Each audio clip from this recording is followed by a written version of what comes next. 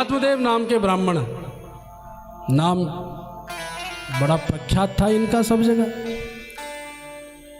आत्मदेव पुरे तस्मिन् सर्व वेद विशारदा, वेद शास्त्रों का मर्म जानने वाले महात्मा। पत्नी थी इनकी धुंधली, जिसका नाम ही धुंधली, वो कोई काम अच्छा करेगी क्या? उसको भी धुंधला दिखता था। धुंधला दिखने का मतलब धर्म कार्यों में प्रवृत्त नहीं होती थी। याद रखो, अगर हम धर्म मार्ग पर नहीं चल रहे हैं तो हमारे जीवन में भी मोतियाबिंद है। हमको भी धुंधला दिख रहा है, समझ नहीं पा रहे हैं हमें क्या करना चाहिए क्या नहीं। आंखें तो उसकी अच्छी मानी जाएं जो धर्म मार्ग पर चले। धुंधली धर्म मार्ग से विपरीत कर्म करती थी और आत्मदेव बड़े सजग सावधान शास्त्रों के प्रति रहते थे।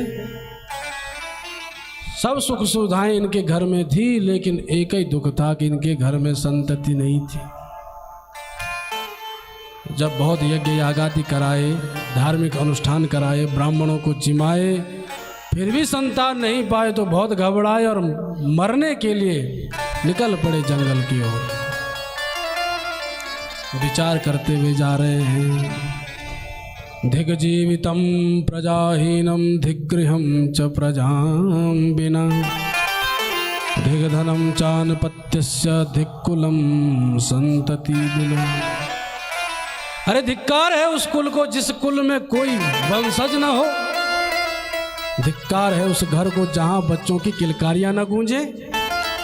धिक्कार है उस गृहस्थ जीवन को जिस गृहस्थ जीवन में संतति न हो। विचार करते हुए जा रहे थे, खिन्न मना होकर के मरने के लिए एक वृक्ष के नीचे कुछ देर बैठे कि अचानक एक महात्मा निकल पड़े। याद रखो, हमारा जो सत्कर्म है, पूर्व में हमने बताया, कभी निष्फल नहीं होता। आत्मदेव जी महाराज बड़े सत्कर्मी महात्मा, सत्कर्मी ब्राह्मण, आज मरने निकल पड़े प्रारब्ध के दुख से दुखित होकर, पर उनका सुकृत ही साधु महात्मा के वेश में आ गया उनको बचाने कि कहीं मर ना जाए। नहीं तो जंगल में साधु कहाँ से मिल जाएगा भाई। उस समय ही कठिन होता था, आज के समय पर तो और कठिन है। आज के समय में जंगल में महात्मा मिलना कठिन है, आतंकवादी मिल सकते हैं। तो जैसे ही संत आए, संत ने देखा ब्राह्मण बड़ा रो रहा है, तो बोले पंडित जी कौन है आप, क्यों रो रहे हो? कथम रोदिसि विप्रत्वं काते चिंता गरीयसि, वदत्वं सत्वरं मह्यं स्वस्य दुःखस्य कारणम्। क्या कारण है जो आप माथा पीट रहे हो? तो पंडित जी बोले महाराज क्या बताओ, किस्मत का मारा हो, एक भी घर में संतान नहीं है। घर में जो गाय बंधी है वो बांझ हो गई, घर में जो फल आते हैं वो सड़के रह गए, कोई पाने वाला नहीं। पाल्यते यो मया धेनु सावंध्या सर्वथा भवेत्, यो मया रोपितो वृक्षा सोपि बंध्यत्वम् आश्रयेत्। जिस वृक्ष को लगाता हूँ वो भी जड़ सहित सूख जाता है, ऐसा दुर्भाग्यशाली हूँ। अरे चिंता मत करो ब्राह्मण, मैं अभी तुम्हारी भाग्य की रेखाएं पढ़ता हूँ। सिद्ध महात्मा थे संत, भाग्य रेखा पड़ी ललाट से तो क्या देखा कि 7 जन्मों तक ब्राह्मण की संतति नहीं है। अरे ब्राह्मण तू एक जन्म के लिए रो रहा है, तेरी तो 7 जन्म तक संतान नहीं है। जहां ये सुना कि 7 जन्म के लिए संतान नहीं है, अब तो महाराज माता और जोर से पटकने लगे श्री आत्मदेव जी महाराज। सच में कहते हैं महात्मा कि महात्माओं के हृदय में दिल नहीं होता। अरे कम से कम मेरे भाग्य की भविष्य की बातें बतानी थी तो सोच विचार के बताते। मैं अभी के लिए रो रहा हूं, तुम तो 7 जन्मों की बता रहे। अरे ज्योतिषी को कम से कम विचार करके बताना चाहिए। जो कुशल पंडित जी होते हैं ना ज्योतिषी, बड़े सूझबूझ के होते हैं। कोई यजमान चला जाए कि महाराज जरा हमारी कुंडली देखो, तो भले ही उसमें मारकेस लगा हो, बड़ा संघर्ष जीवन में उपस्थित हो रहा हो, मृत्यु समतुल्य दुख उपस्थित हो रहा हो, पर वो सबसे पहले क्या कहेंगे, अरे माता जी क्या गजब की कुंडली है तुम्हारी, तुम्हारे घर में तुम्हारा नाती बहुत बड़ा विद्वान बनेगा, तुम्हारा कार्यालय भी खूब चलेगा, तुम्हारे पति भी बहुत सुंदर होंगे। इतने में माता जी बोली, वो तो बड़े दुखी रहते हैं। अरे चिंता मत करो, अभी दुखी हैं, कल से सुखी हो जाएंगे। खूब बड़ी बड़ी बातें बोलेंगे, अच्छी अच्छी बातें, और तब जाके कुछ थोड़ा बहुत बताएंगे कि थोड़ा सा कष्ट है, महामृत्युंजय जाप कराओ, राहु जप कराओ, केतु जप कराओ, ये कराओ वो कराओ, तो अवश्य सुखी हो जाएंगे। ब्राह्मण तो यत्न करते हैं, क्योंकि ब्राह्मण चाहते हैं कि भाई यजमान का कल्याण हो, पर इतना भी नहीं कि महाराज कल्याण चाहें और स्पष्ट बोल दें। पता चला कुंडली हाथ में आई और पंडित जी ने देख के कहा, माता जी आप कुंडली क्या दिखा रही हो, कल ही आपका जय सिया राम होने वाला है। तो बता, वो कुंडली दिखाने आएगी, उसको तो पहले ही हार्ट अटैक आ जाएगा। तो कुशल ज्योतिषी ऐसे होते, बड़े विचार करके बात करते हैं। पर फक्कड़ महात्माओं का क्या है, ना आगे ना पीछे, आपने तो बिना विचारे बात कह दी, अभी मरूंगा मैं। हे पंडित जी महाराज, ब्रह्म हत्या मुझे मत लगाओ, तुम पुत्र के लिए रो रहे हो ना? बोले हाँ। तो ये बताओ कि पुत्र से हर कोई सुखी हो जाता है क्या? तुम एक बेटे के लिए रो रहे हो तो संतत ही सगरो दुखम। सगर महाराज के 60,000 पुत्र थे, पर एक भी काम नहीं आया, सब कपिल भगवान की क्रोधाग्नि में भस्म हो गए। महाराज अंग का पुत्र बेन आतंकवादी हो गया। राजा तो धर्मात्मा थे, पर बेन इतना बड़ा आतंकवादी, पिताजी को ही धमकाने लगा, तो पिताजी अपना घर छोड़ के भाग गए। अजात मृत मूर्खेभ्यो मृता जातो सुतो वरम यतस्तौ स्वल्प दुखाय यावज्जीवम जडोदये। 2 प्रकार के पुत्र होते हैं ब्राह्मण, एक ऐसा बच्चा जो जन्मते ही मर गया हो, और दूसरा ऐसा बच्चा जो महामूर्ख निकल पड़े, दुष्ट निकल पड़े। तो अगर उन दोनों में तुलना की जाए तो यतस्तौ स्वल्प दुखाय, जो बालक जन्मते ही मर गया वो श्रेष्ठ माना जाएगा उस महामूर्ख से, क्योंकि यतस्तौ स्वल्प दुखाय, जन्म के समय पर जो बालक मर जाए वो तो कुछ क्षण के लिए अपने माँ बाप को दुखी करता है, पर अगर महामूर्ख और दुष्ट बेटा निकल पड़ा तो यावत जीवम जडो दहेत, जब तक जीवन माता पिता का होता है वो निरंतर उनको दुखी करता रहता है। तो क्या फायदा ऐसे पुत्रों का भी? तो पुत्र से सब सुखी होते हैं ऐसा ही नहीं है। क्यों पुत्र पुत्र की रट लगाए बैठे हो? ब्राह्मण बोले, हे महात्मा आप क्या जानो गृहस्थ का सुख। जब घर में हम जाते हैं तो बेटा कहते, पापा पापा पानी लाएं, पापा हमारे लिए टॉफी लाए, अनेक बातें कहते। फिर कितना भी टेंशन हो दिन भर का बच्चों का, वह दिव्य क्रीड़ा कार्यक्रम देख करके हम अपना सारा दुख भूल जाते हैं, टेंशन भूल जाते हैं। कई बार देखा होगा, आपने भी अनुभव किया होगा, हम बड़े टेंशन में हैं, पर जब बच्चे घर में खूब उद्यम मचाते हैं तो उनकी उद्यम में हम भी अपना टेंशन भूल जाते हैं। ये बच्चों की स्थिति है। तो तुम फक्कड़ बाबा क्या समझो गृहस्थ का सुख? बाबा समझ के इसको बड़ा बुखार चढ़ा है बेटे का। तो ले भाई, जब तेरी इतनी इच्छा है तो ये फल ले, अपनी पत्नी को खिलाना और किसी को मत बताना, पत्नी को समझाना, सत्य का आचरण करना, एक बार भोजन करना, और मन से भी किसी के प्रति दुर्भावना मत रखना। ऐसा करोगे तो अवश्य तुम्हारी पत्नी के गर्भ से तेन पुत्रो ते निर्मला, अत्यंत निर्मल बालक जन्म लेगा। संत का आशीर्वाद, ब्राह्मण उछल पड़े, वाह जय हो संत महात्मा। हम तो समझ गए थे कि संत महात्मा की कृपा से कुछ भी अशक्य नहीं है। संत महात्मा भी माथा पकड़ के बोले, अच्छा पिंड जुड़ाया इससे। ब्राह्मण घर आए, पत्नी को फल पकड़ाए, बोले देवी खा लेना। क्यों, इसमें क्या है? बोले इसको खाओगी तो माँ बन जाओगी। माँ बन जाऊंगी? अब तो पंडित जी तो फल पकड़ा के चले गए कि खा लेना, लेकिन ये तो महाराज मुंह सिकोड़ करके बैठी रह गई। 3 माह तक इसने फल नहीं खाया। शाम को उसी दिन पंडित जी आए कि फल खा लिया? बोले हाँ खा लिया, कब का। पर अपने पति से झूठ बोल दिया, पर फल नहीं खाया। 3 महीने बाद इसकी बहन आई। अरे बहना काहे को मुंह लटका के बैठी है? तो इसने सारा चरित्र सुनाया। एक दिन मेरे पतिदेव कहीं निकल पड़े, एक फल लेकर के आए। मुझे लगता है कुछ तंत्र मंत्र करके लाए हैं और मुझे कह रहे फल खा लो, मैं नहीं खाऊंगी, इसलिए मैंने खाया ही नहीं। अब जैसी धुंधली वैसी वाकी बहन। अरे धुंधली तूने बड़ा अच्छा किया, तूने फल नहीं खाए।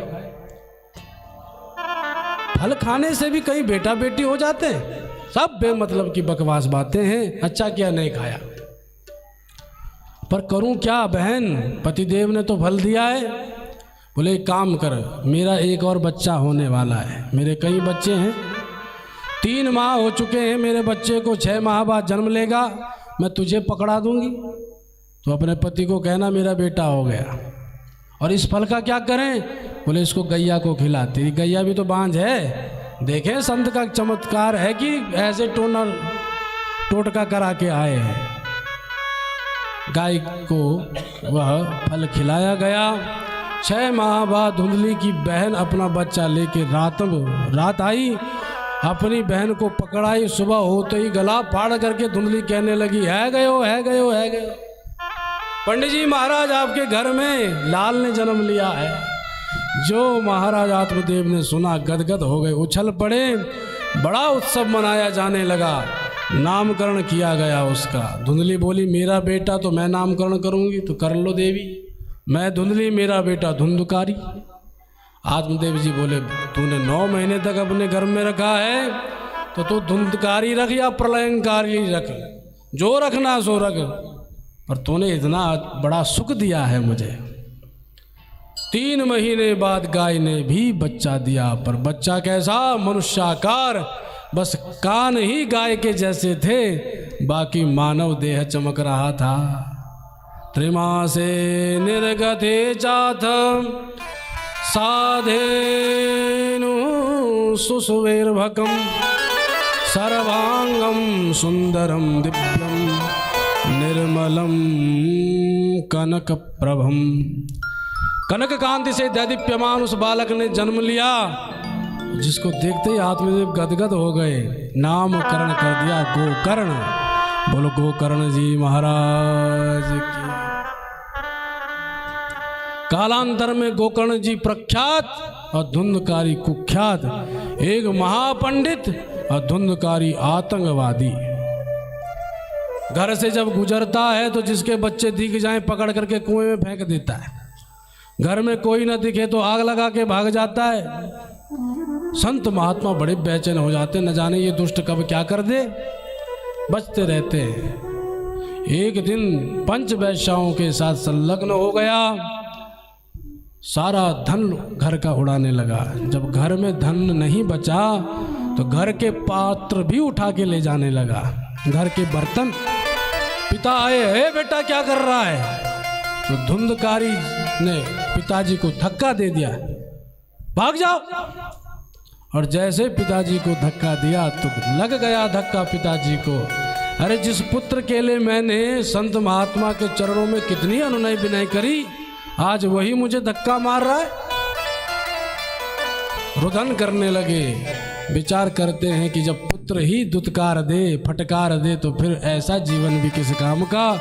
अब तो मरना ही चाहिए।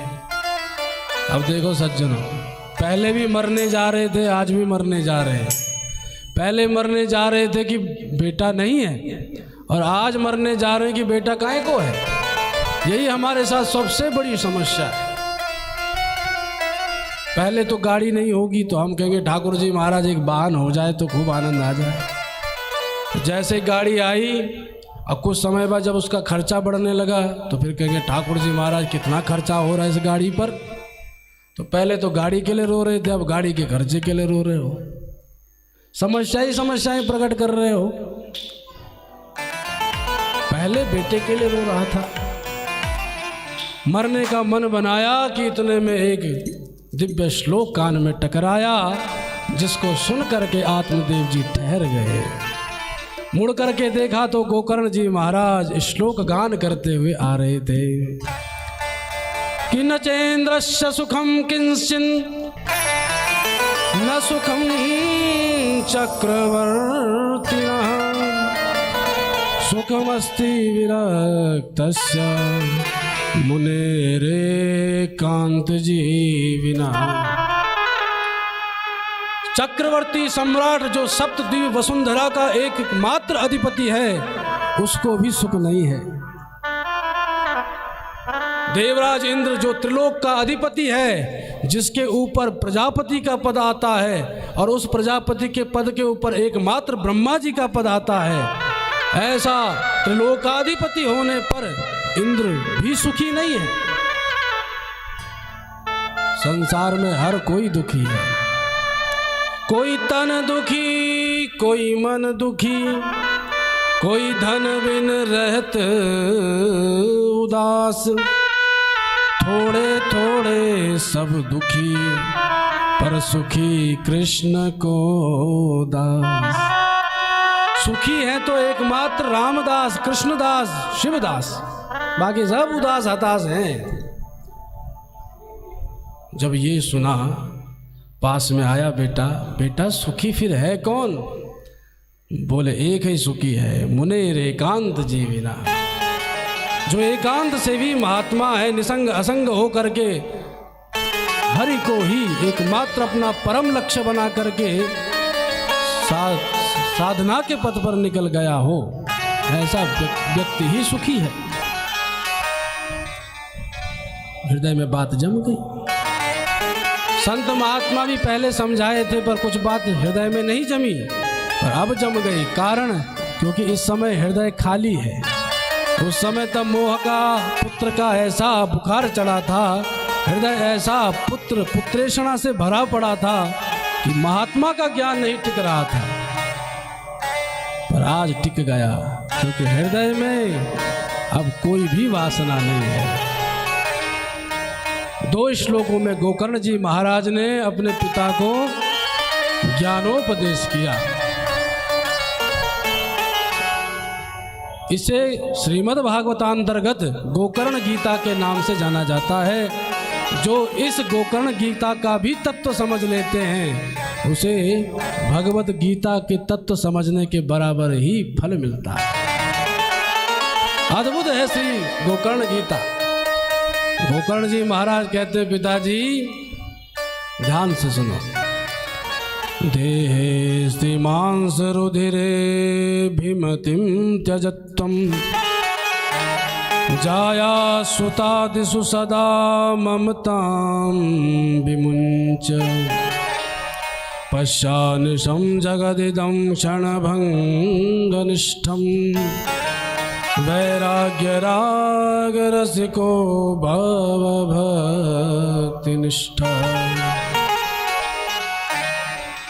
जिस देह से हम ममता करते हैं, मैं ऐसा, मैं वैसा, मैंने ये किया, मैंने वो किया, मेरा बंगला, मेरा गाड़ी, मेरा नौकर, मैं का अभ्यास इतना हो गया कि हम इस देह को ही अपना स्वरूप मान बैठे, मैं ही हूँ। तो विचार करो, क्या ये देह तुम्हारा है? क्या तुम्हारा स्वरूप ये देह है? अरे न जाने कितने चोले बदल के आ चुके हो और कितने चोले बदलोगे। कभी गुप्ता बने, कभी बंसल बने, कभी ऐसी भी स्थावर जंगम आदि योनियों में गए जहाँ तुम्हारा परिचय ही कुछ नहीं था। इतने तो हमने देह बदल दिए, फिर भी मैं ऐसा, मैं वैसा। ये देहाध्यास है, इस देहाध्यास को छोड़ो। पिताजी 2 ही रस्सियां हैं संसार में बांधने के लिए, अहमता और ममता। अहमता देह से होती है, ममता देह से संबंधित संबंधों के प्रति होती है। तो विचार करो पिताजी, जब देह ही अपना नहीं है तो फिर देह से जितने भी संबंधित जन हैं वो हमारे कैसे हो सकते? कश्य माता पिता कश्य, कश्य भार्या सहोदरा, प्राण कालेन संबंध का कश्य परिवेदना। ये तो इस समय हम एकत्रित हो गए तो कोई पंडित जी, कोई यजमान, कोई पिता, कोई पुत्र, कोई भाई, कोई बहन, सब संबंध जुड़ गए। पर विचार करो, क्या ये हमारे सच्चे संबंधी हैं? जन्म से पहले क्या हम इनको जानते थे? मरने के बाद जान पाएंगे? नहीं जान पाएंगे। जब देह ही अपना नहीं है तो देह से संबंधित जितने संबंधी जन हैं वो हमारे कैसे हो सकते? तो ये भी असत्य है और वो भी असत्य है। तो अहमता छोड़ोगे तो ममता भी छूट जाएगी। तो ये देह अहमता ममता छोड़ के क्या करूं बेटा? बोले पश्चानिशम जगदिदम क्षणभंगनिष्ठम, ये सारा संसार एक दिन नष्ट हो जाएगा। ये सत्य नहीं है, क्षणभंगुर है। अभी दिख रहा है, कल नहीं दिखेगा। वैराग्य राग रसिको, क्षणभंगुर जान करके वैराग्य राग के रसिक बन करके हरि के मार्ग पर चलो। गृहस्थ में फंस के देख लिया कि कितना सुख मिलता है। अब जरा जो गृहस्थ से अलग हैं उन विरक्तों के पास भी तो जाके देखो, उनके पास कौन सी मस्ती है कि बूढ़े हो चले फिर भी खूब आनंद से चकाचक हो रहे हैं। और आपको एक राज की बात बताएं, हम भले ही कितने ही ड्राई फ्रूट खाते हों, कितनी ही रसमलाई उड़ाते हों, पर हमसे ज़्यादा संतों के ठाट हैं। एकादशी के दिन मत जाना, उसके अलावा जब भी जाओगे महाराज कुछ ना कुछ भंडारा ही जी तैयार हो रहा होगा। संतों के पास ये मस्ती कैसे आ गई? संतों के पास ये मस्ती इसलिए आई है क्योंकि वो अपने स्वरूप में स्थित है। हम अपने स्वरूप को भूल गए इसलिए दुखी हो रहे। जिस दिन तुम संत संग से अपने स्वरूप में स्थित हो जाओगे उस दिन तुम्हें भी वही मस्ती चढ़ जाएगी। धर्मं भजस्व सततं त्यज लोक धर्मान्, सेवस्व साधु पुरुषान् जय काम तृष्णा। अन्यस्य दोष गुण चिंतन मासु मुक्त्वा, सेवा कथा रसमो नितरां पिबत्तम्। धर्म को भजो। आजकल बहुत धर्म है पर सच्चा धर्म है सनातन धर्म। धर्मम यो बाधते धर्म न स धर्म कुधर्म तत्। जो धर्म किसी की निंदा करता हो, किसी को मारने की आज्ञा देता हो,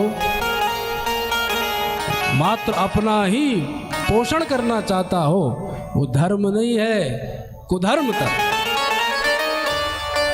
धर्म वही है जो सबका कल्याण चाहे, और सबका कल्याण एक ही धर्म चाहता है, वो है सनातन धर्म। बोल सनातन धर्म की। सर्वे भवन्तु सुखिनः, सर्वे सन्तु निरामया, सर्वे भद्राणि पश्यन्तु मा कश्चित् दुःखभाग् भवेत्। सबका कल्याण जो चाहे वो सनातन धर्म है, इसलिए हम बड़े सौभाग्यवान हैं जो हम सनातन धर्मी हैं। और जो सनातन धर्म के मर्म को न जान करके दूसरे धर्म अपनाते हैं तो विचार करो उनकी क्या दुर्दशा। इतना महानतम धर्म होने पर भी दुर्भाग्य है हमारे भारतवर्ष का कि कुछ लोग मंदभागी होने के कारण, मंद बुद्धि होने के कारण सनातन धर्म को तिलांजलि दे करके अन्य धर्मों की शरण में चले जाते हैं, जबकि वो धर्म नहीं है, कुधर्म तत्व, वो कुधर्म है। और हाँ, जो सबका कल्याण चाहे वो धर्म होगा, पर याद रखो वो कोई भी धर्म हो, वो अंग तो सनातन धर्म का होगा। अभी भी जब हम समाज में चलते हैं और अगर कोई सरदार दिख जाए तो सरदार के दिखने पर हम आश्वस्त हो जाते हैं कि ये हमारा रक्षक ही है। सिख धर्म में बड़ी कट्टरता है। जब निकलते हैं महाराज तो सिर्फ अपनी रक्षा के लिए नहीं, दूसरों की रक्षा के लिए। इसलिए आज भी भले ही कहीं भी जाएं उनके म्यान में खड्ग चमकती रहती है। तो ये सिख धर्म कहाँ से आया?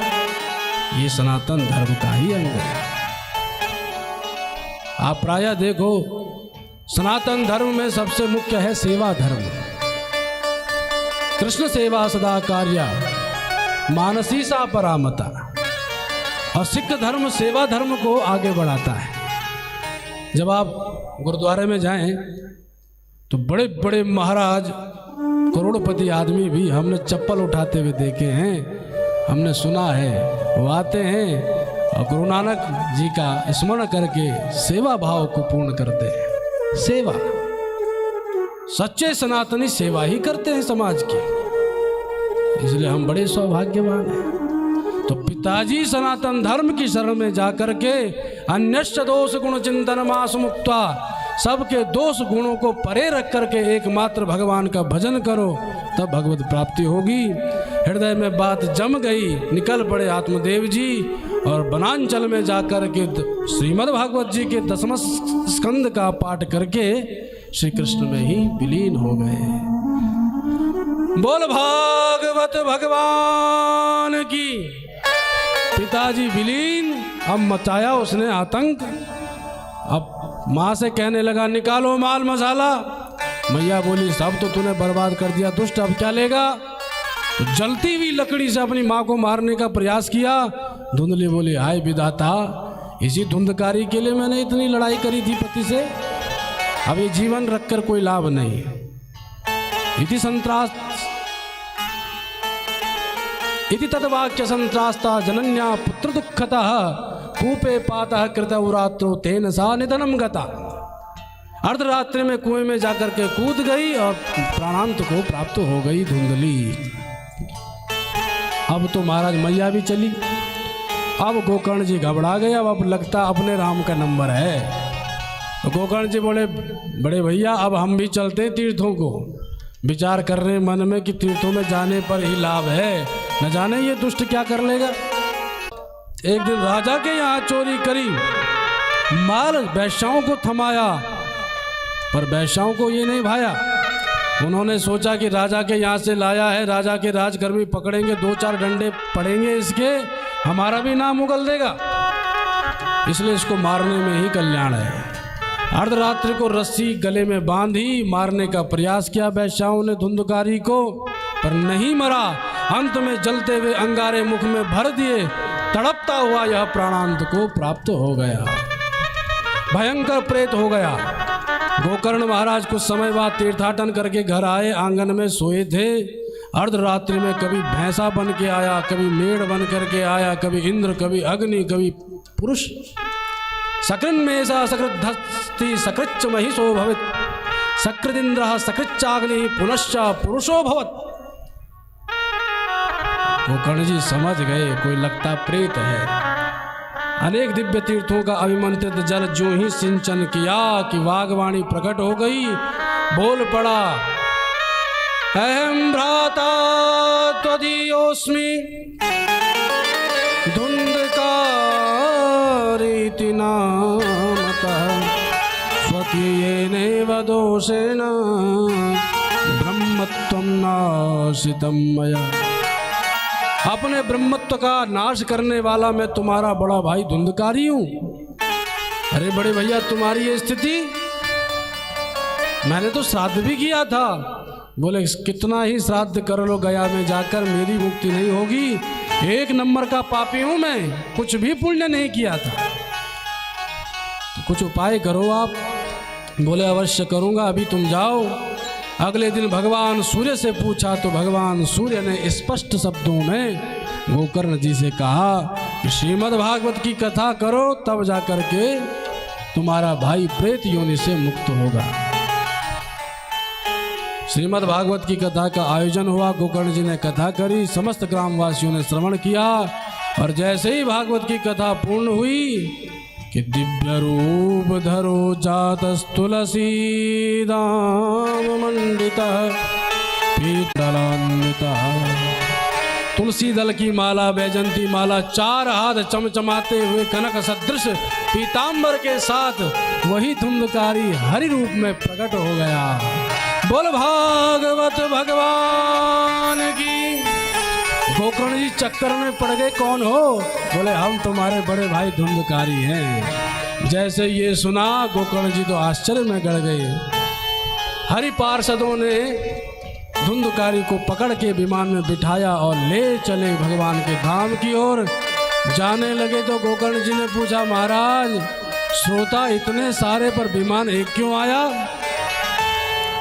बोले एक ही कारण था कि सबने कथा तो सुनी पर सुनने के बाद मनन चिंतन किसी ने नहीं किया, इसलिए कथा हृदय में स्थिर नहीं हो पाई। याद रखो सज्जनों, सिर्फ कथा में आने से कल्याण नहीं होगा। कथा में आओ, कथा को सुनो और फिर घर में जाकर के उस कथा को कहो। एकांत मिले तो उसका मनन चिंतन करो कि आज कौन सी कथा कैसे कही थी। जब उसका मनन चिंतन करोगे, धीरे धीरे कथा सुनते सुनते सारी कथा तुम्हारे हृदय में स्थित हो जाएगी।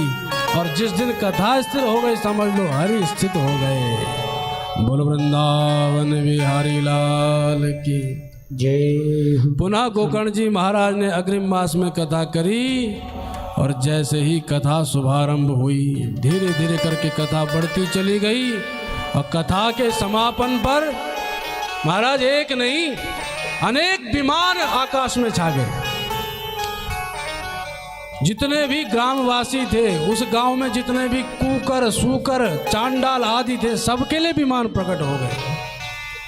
और विमानों के मध्य में साक्षात हरि संग चक्र गदा पद्म लेकर के प्रकट